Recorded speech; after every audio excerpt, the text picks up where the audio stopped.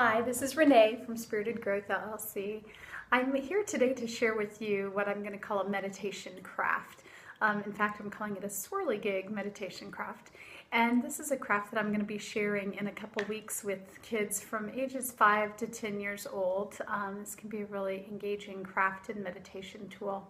I actually first learned about this particular craft when I was a young child. My mom and my grandma used to join together to sew, and one of my favorite things when they were sewing was this old button container. It's just a container full of collected buttons from old shirts where they saved because the buttons were considered very valuable. And I just loved to dip my hands into the container, run my fingers through them, feel it, hear the sounds, all of these things that were engaging and very soothing for me and the way I was wired.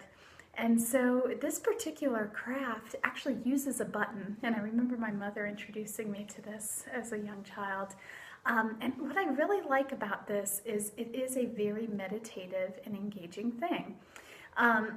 So as we play with this craft, what I want you to notice is that when we're meditating, we often use what we call a mantra or a mental device. And for children and for adults, that can look like a lot of different things. The big thing about mantra or mental devices is that we often repeat them to keep the mind focused. And I like to encourage people to think about how they tend to process their world.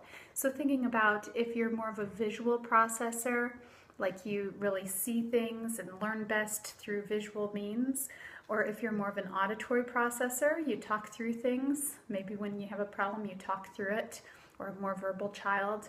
Or if you're more of a kinesthetic processor, which you can see a little bit of that coming through in me as I move my body a lot to receive information.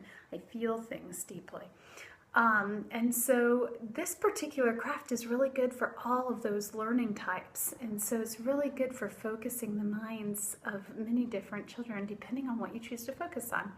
So I wanted to offer this craft today, and if you're in my area, you can come around in a couple weeks, Tuesday. Just check my website. You'll see the information on the meetup there, and we'll be making this craft in person.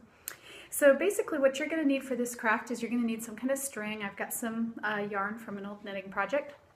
You're going to need a button, and I got a really cool, creative looking button. They've got some really unique ones at the store, but what you're going to want is one that's big enough around that it has some weight, but maybe even the size of a quarter or a little bigger than that, and at least 2 holes in the button. And then, of course, a pair of scissors for cutting. And so, depending on the age of the child, you may need parent assistance, but what you're going to do is you're going to take the string, and you're going to have them measure it about the length of their arm. Is going to make a nice comfortable distance. And so you'll see I'm just casually measuring it from there to my elbow, and then I'll grab it there and do that a second time to my elbow again. And I'm going to cut the string right there. And then we're going to take the string and we're going to insert it through one hole of the button and then through the other hole of the button. And tie an end together. So make this a good strong knot because this is a thicker string. A simple square knot will do the job for mine, but you'll want to play with that depending on your materials. And then all that you do from there is you bring the button to the middle of the string.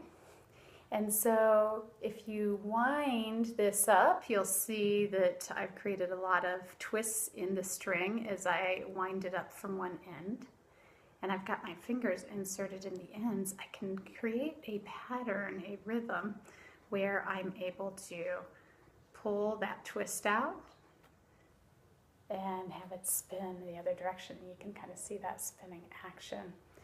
And so what's great about this particular thing for a meditation object is that, first of all, it really captures the attention. Trying to figure out what that rhythm is for pulling and releasing is very fun and engaging. If you're visual, you can watch the string wrapping up. I've actually got a variegated string for that reason, so I can kind of see the patterns forming in the string. I don't know if you can see that or not. But the other thing is it's really good for sound. So if I get it going, I actually get a whirring sound with this particular button. Again, see if you can hear that. And it's also good for kinesthetics. I'm really engaging in a repetitive behavior, and I can even bring some muscle to it if I have a nice strong string. And so all of these things can be very engaging for the mind, so that the mind can shift from the things that are challenging and shift into this meditative device. And so when we gather together in a couple weeks, what we're going to be doing is building these devices, these little Swirlygig meditation tools. And then we'll be guiding the kids through a few different meditations that they can do with it, engaging the senses so that they can become mindfully aware. And just think about this. So many times kids are engaged with these electronic devices. This has a feedback system in it that's non-electronic. Like, how cool is that? For kids to be able to engage with physics, with feel, with sound, and to really want to do it over and over. And so that's my craft that I'm offering to you and your children this week. I hope you give it a try, or again, if you're in the area, you might come by and give it a try with the group. Create your own device. I've got several different button types that the kids can use, and we'll be doing some meditations and even possibly some recordings of the meditations for those who are present. All right.